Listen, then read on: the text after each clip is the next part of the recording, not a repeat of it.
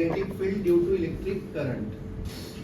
तो करंट के through magnetic field कैसे क्रिएट होता है, ये 10th में भी पढ़े थे ना, Fleming left hand rule, Fleming right hand rule, right thumb rule, उसी के ऊपर बेस्ड है, ड्यू टू इलेक्ट्रिक करंट। तो इलेक्ट्रिक करंट जो होता है उसके चारों तरफ मैग्नेटिक फील्ड क्रिएट होता है जी, ठीक है ना। और मैग्नेट से भी करंट प्रोड्यूस कर सकते हैं, और ठीक है, ध्यान दो तुम भी, ठीक है। तो देखो इनके चैप्टर में भी है, जैसे हम लोग को नॉर्मल पता है राइट हैंड थंब रूल क्या होता है, अगर ये डायरेक्शन ऑफ करंट है ऊपर की तरफ, ठीक है ना, तो ये पेन के थ्रू अगर करंट जा रहा है तो मैं इसको ऐसे होल्ड करूंगा तो ये थंब डायरेक्शन ऑफ करंट बताएगा ना, और ये कर्ल्ड फिंगर मैग्नेटिक फील्ड बताएगा, ठीक है। तो करंट अगर ऊपर जा रहा है तो मैग्नेटिक फील्ड इसका एंटी क्लॉकवाइज डायरेक्शन होगा, एंटी क्लॉकवाइज डायरेक्शन होगा इसका मैग्नेटिक फील्ड का। यहाँ पे मैग्नेटिक फील्ड को बी से रिप्रेजेंट करते हैं, बराबर है। इसी कंडक्टर के अंदर करंट को मैं नीचे फ्लो करूं जी, ऐसा डाउनवर्ड,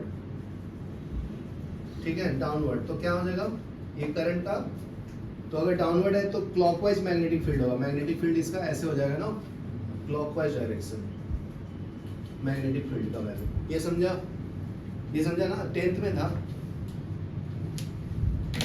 तो सिंपल है, डाउनवर्ड करंट रहेगा तो क्लॉकवाइज मैग्नेटिक फील्ड होगा, अपवर्ड रहेगा तो एंटी क्लॉकवाइज रहेगा, अपवर्ड। यहां तक क्लियर है।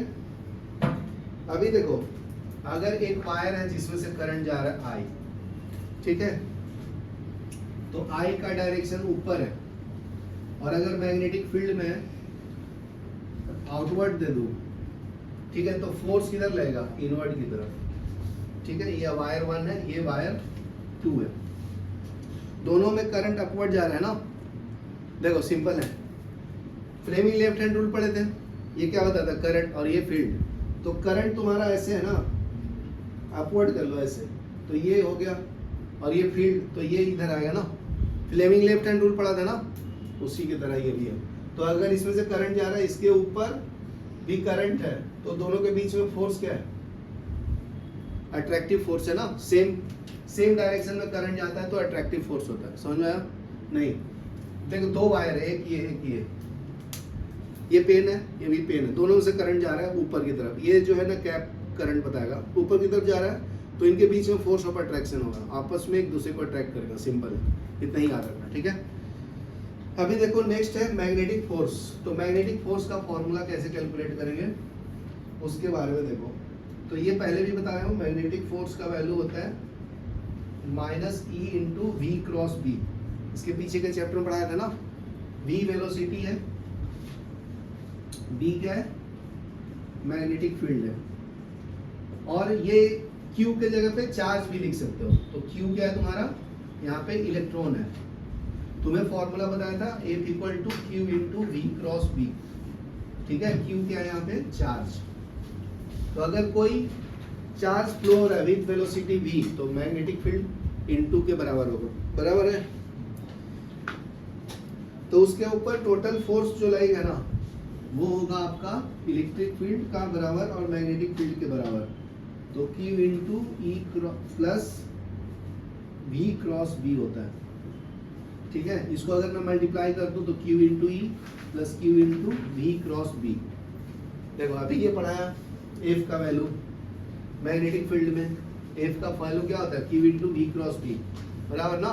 और ये इलेक्ट्रिक फील्ड में इसका वैल्यू है, फोर्स वैल्यू इन इलेक्ट्रिक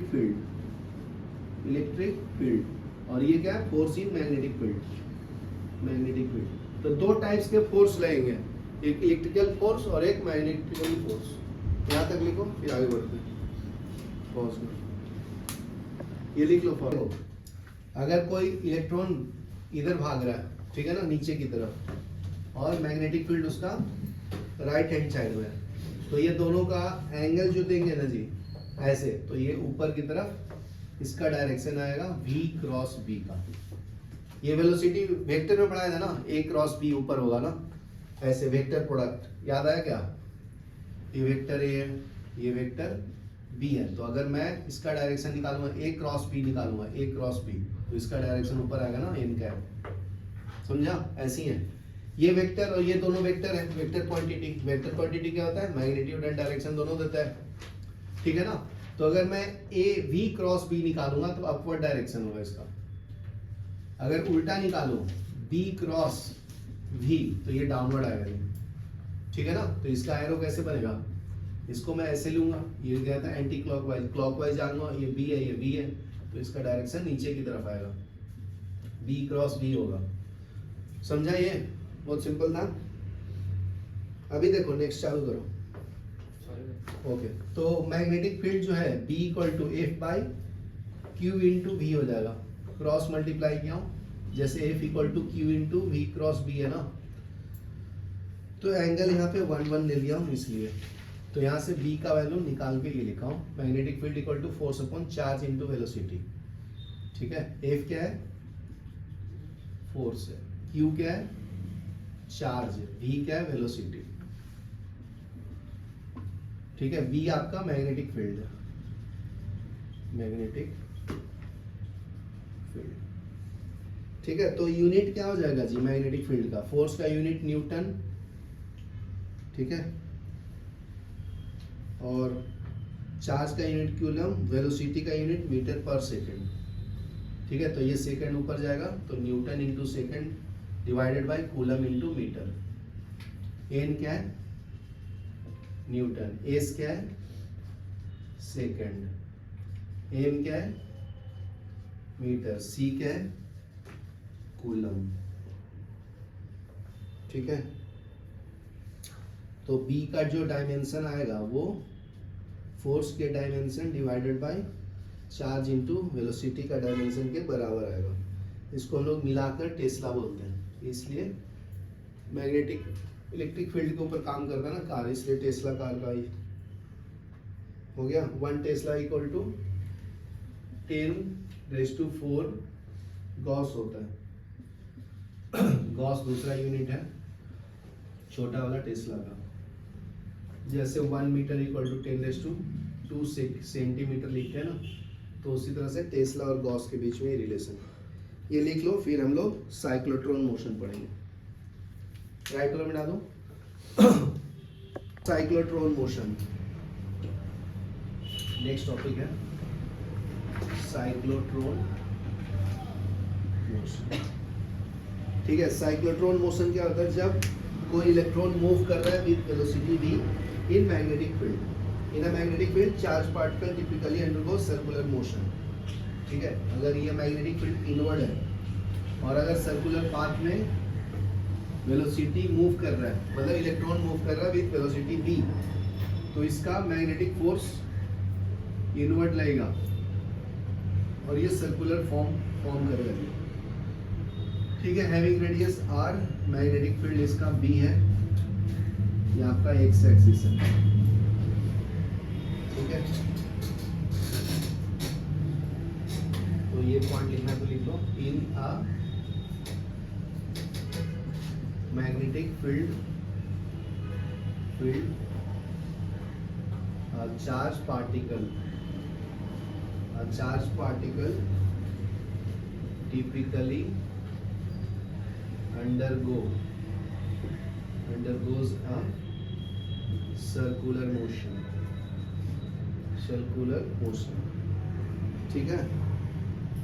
तो मैग्नेटिक फोर्स का फॉर्मूला क्या है? Fm equal to Q into V cross B, और सेंट्रीपिटल फोर्स का फॉर्मूला क्या है? mv² ना, mv² बाई r। तो ये दोनों को इक्वल कर दो, दोनों इक्वल फोर्स के बराबर है, तो इक्वेशन 1 और 2 QVB is equal to mv² by r, ठीक है। तो एक v से एक v कैंसिल, तो तुम्हें यहाँ पे क्या मिलेगा? QB is equal to mv by r। तो यहाँ से रेडियस निकाल सकते हो, तो r इक्वल टू क्या मिलेगा? BQ बाई mv, ठीक है। और mv क्या है तुम्हारा? मोमेंटम हो गया, मास इंटू वेलोसिटी, तो BQ बाई P। P क्या है? ये मोमेंटम है, B मैग्नेटिक फील्ड है, Q क्या है? चार्ज है। इसको हम लोग साइक्लोट्रॉन फॉर्मूला बोलते हैं, ठीक है। चलो ये लिख लो, फिर हम लोग एक्सेलरेशन के बारे में पढ़ेंगे।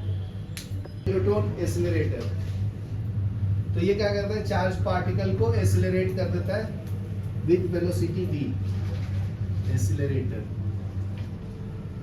ठीक है ना। तो हाई मैग्नेटिक एनर्जी क्रिएट करते हैं। तो इसका एक डायग्राम है, वो बना लो तुम लोग।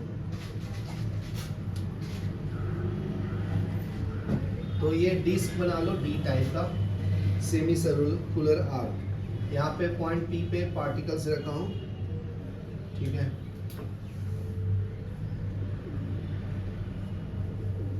ये आपका अल्टरनेटिंग करंट है, ये आपका W है। ये दो डिस्क रखा हूँ डी शेप का, ठीक है। तो इसका मैग्नेटिक फील्ड इनवर्ड है, डॉट मतलब इनवर्ड है,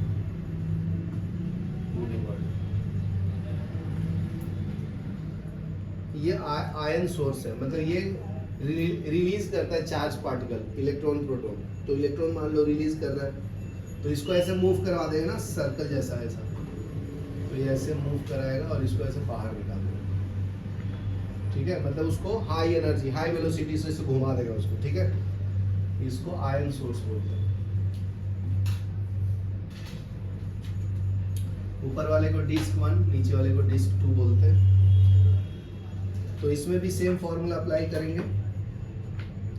mv इज इक्वल टू क्या आएगा, qvr, जो r इक्वल टू यहाँ लिखा हो ना, dq बाई mv, वही है। तो उसका रेडियस हम लोग किस पे डिपेंड करता है, वेलोसिटी के ऊपर। ज़्यादा वेलोसिटी होगा तो रेडियस कम फॉर्म करेगा, और directly proportional to magnetic field है। तो जितना बड़ा मैग्नेटिक फील्ड उतना बड़ा सर्कुलर आर्क। यहाँ ध्यान दे, टाइम पीरियड क्या होगा, 2 पाई r अपॉन v ना। टाइम पीरियड कैसे निकालते हैं, सरकमफेरेंस बाय वेलोसिटी ना, डिस्टेंस अपॉन वेलोसिटी। तो डिस्टेंस हो